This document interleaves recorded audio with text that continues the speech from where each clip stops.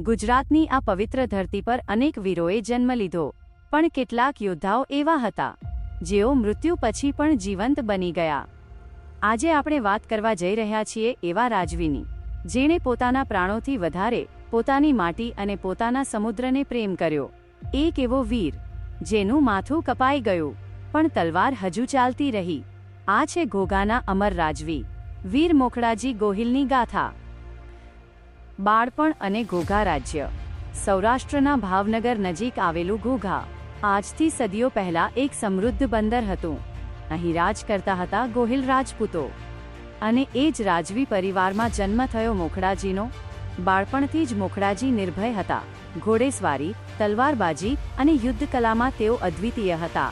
પણ તેમની સૌથી મોટી શક્તિ હતી પ્રજાપ્રેમ.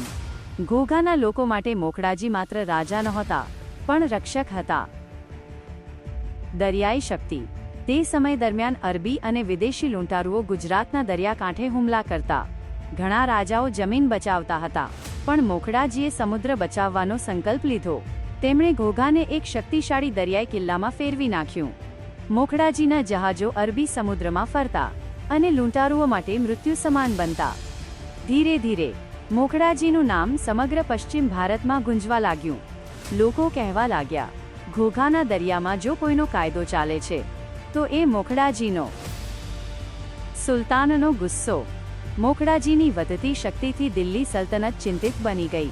કહેવાય છે કે સુલતાનના વેપારી જહાજો પણ મોખડાજીની મંજૂરી વગર પસાર થઈ શકતા નહોતા.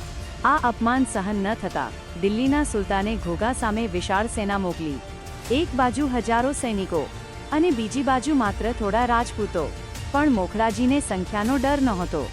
રાજપૂત માટે જીત મહત્વની નથી, માન મહત્વનું છે. યુદ્ધની તૈયારી. યુદ્ધ પહેલા મોખડાજી પોતાના સૈનિકો વચ્ચે પહોંચ્યા. આજે જીવવાનું નહીં, ઇતિહાસ લખવાનો દિવસ છે. દરેક રાજપૂતે પોતાના માથે કેસરીઓ બાંધ્યો. સ્ત્રીઓએ પોતાના પતિઓને વિજય તિલક કર્યું, અને ઘોઘાની ધરતી પર એક જ નાદ ગુંજ્યો, જય માતાજી. ભયંકર યુદ્ધ. સવાર થતાં જ યુદ્ધ શરૂ થયું. મોખડાજી વીજળીની જેમ દુશ્મન પર તૂટી પડ્યા. તેમની તલવાર જ્યાં ફરતી ત્યાં દુશ્મનોના શિર પડી જતા. ઘણા સૈનિકો ડરી ગયા. આ માણસ નથી, મૃત્યુ છે. પણ દુશ્મનની સંખ્યા ખૂબ મોટી હતી. યુદ્ધ કલાકો સુધી ચાલતું રહ્યું, અને પછી એક ઘાતકી હુમલામાં મોખડાજીનું માથું કપાઈ ગયું. અમર ક્ષણ.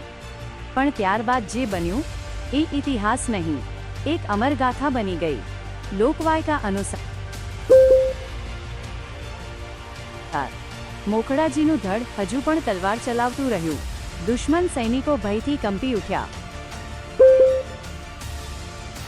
ભાગો, આ માનવ નથી. ઘણા સૈનિકો યુદ્ધભૂમિ છોડીને ભાગી ગયા, અને ઘોઘાની ધરતી વીરતાની સાક્ષી બની ગઈ. બલિદાન અને વારસો. મોખડાજી શહીદ થયા, પણ તેમની ગાથા અમર બની ગઈ. આજે પણ સૌરાષ્ટ્રના ચારણો અને લોકગાયક મોખડાજીના ગીતો ગાય છે. ઘોઘાની ધરતી આજે પણ કહે છે, મોખડો મર્યો નથી, એ તો ગુજરાતની રગોમાં જીવતો રહ્યો છે.